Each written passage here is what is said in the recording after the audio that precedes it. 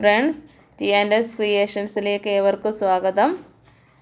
തയ്യൽ ടീച്ചർ കേറ്റഡ് 4 വേണ്ടിയുള്ള ഒരു ക്ലാസ്സാണിത്.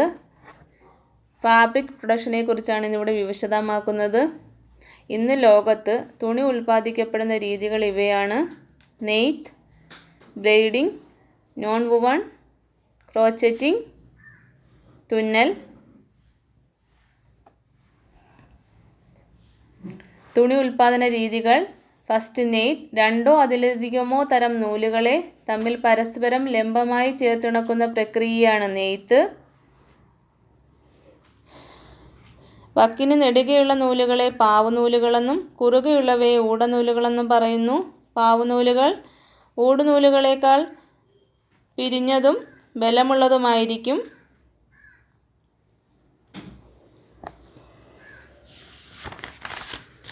തുണി നിർമ്മിക്കുവാൻ ഉപയോഗിക്കുന്ന യന്ത്രത്തെ തറി എന്ന് വിളിക്കുന്നു. പ്രധാനമായി 2 തരത്തിലുള്ള തറികളാണുള്ളത്: കൈത്തറിയും യന്ത്രത്തറിയും.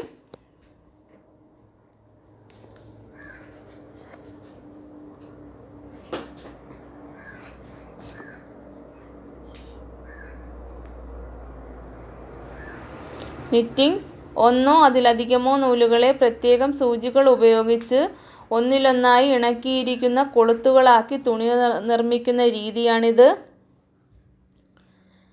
സ്കോട്ട്ലൻഡിലാണ് ഇന്നത്തെ നിറ്റിങ്ങിന് തുടക്കം കുറിച്ചത്. ട്വിസ്റ്റ് കുറഞ്ഞ നൂലുകളാണ് നിറ്റിങ്ങിന് ഉപയോഗിക്കാറുള്ളത്.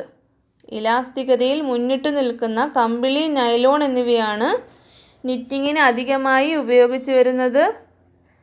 നിറ്റിംഗ് 2 വിധത്തിലുണ്ട്. കുറുകെയുള്ളതിനെ വെഫ്റ്റ് നിറ്റിംഗ് എന്നും നെടുകെയുള്ളതിനെ വാർപ്പ് നിറ്റിംഗ് എന്നും പറയുന്നു. പ്രധാനമായും 3 തരം ഘടനയാണ് നിറ്റിങ്ങിൽ ഉപയോഗിക്കുന്നത്. ഫസ്റ്റ്, പ്ലെയിൻ തുന്നൽ, റിബ് തുന്നൽ, പേൾ തുന്നൽ. നിറ്റിംഗ് തുണികളിൽ നീളവശത്തിൽ കാണുന്ന ലൂപ്പുകളെ വെയിലുകളെന്നും കുറുകെ കാണുന്നവയെ കോഴ്സുകളെന്നും പറയുന്നു.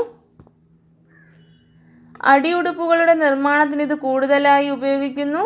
നിറ്റിംഗ് തുണികൾക്ക് നെയ്ത്ത് തുണികളേക്കാൾ ഈട് കുറവാണ്. നോൺ വുവൺ: ടെക്സ്റ്റൈൽ നാരുകളുടെയും ഫിലമെൻറ്റുകളുടെയും ഷീറ്റുകളെ കെമിക്കൽ, മെക്കാനിക്കൽ, താപം തുടങ്ങിയവയിൽ ഏതെങ്കിലും ഒന്നിൻ്റെ സഹായത്തോടെ ബന്ധിപ്പിച്ച് തുണി നിർമ്മിക്കുന്ന രീതിയാണ് നോൺ വുവൺ ടെക്നിക്. ഇതിൽ പ്രധാനമായും ഉപയോഗിക്കുന്ന ഒരു രീതിയാണ് ഫെൽറ്റിംഗ്. കൃത്രിമ നാരുകളും പ്രകൃതിദത്ത നാരുകളും ഇവയുടെ സങ്കലനങ്ങളും ഒക്കെ ഈ രീതിയിൽ തുണി നിർമ്മിക്കാൻ ഉപയോഗിക്കുന്നു. ഒറ്റത്തവണ ഉപയോഗിക്കുന്ന തുണികൾ നിർമ്മിക്കാനും വ്യാവസായിക ഉപയോഗത്തിനുള്ള ഫിൽറ്ററുകൾ പോലെയുള്ളവ നിർമ്മിക്കാനും ഈ ടെക്നോളജി ഉപയോഗിക്കുന്നു.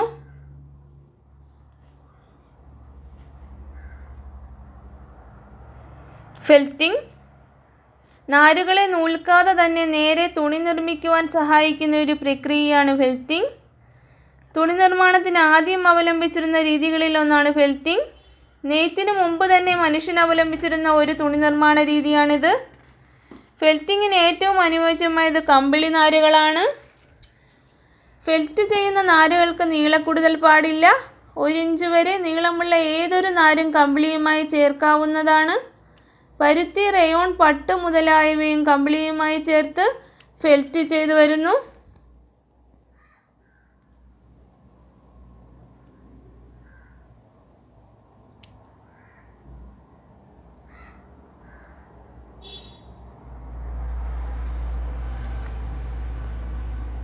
ബ്രെയ്ഡിംഗ്: 3 അതിലധികമോ നൂലുകളെ തലമുടി മെടയുന്നത് പോലെ മെടഞ്ഞു കിട്ടുന്ന വീതി കുറഞ്ഞ കുഴൽ രൂപത്തിലോ പരന്നതോ ആയ തുണിയെയാണ് ബ്രെയ്ഡിംഗ് തുണി എന്നറിയപ്പെടുന്നത്.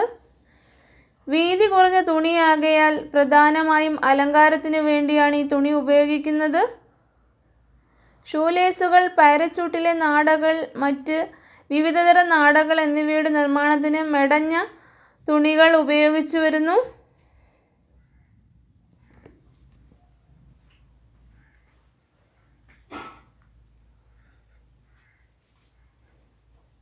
ക്രോച്ചറ്റിംഗ്: വല പോലെ തുറന്ന കണ്ണിയുള്ള തുണികളാണ് ലേസുകൾ. ഇത്തരം ലേസുകൾ നിർമ്മിക്കുന്നതിന് ഉപയോഗിക്കുന്ന നിറ്റിംഗ് പോലെയുള്ള ഒരു രീതിയാണ് ക്രോച്ചറ്റിംഗ്.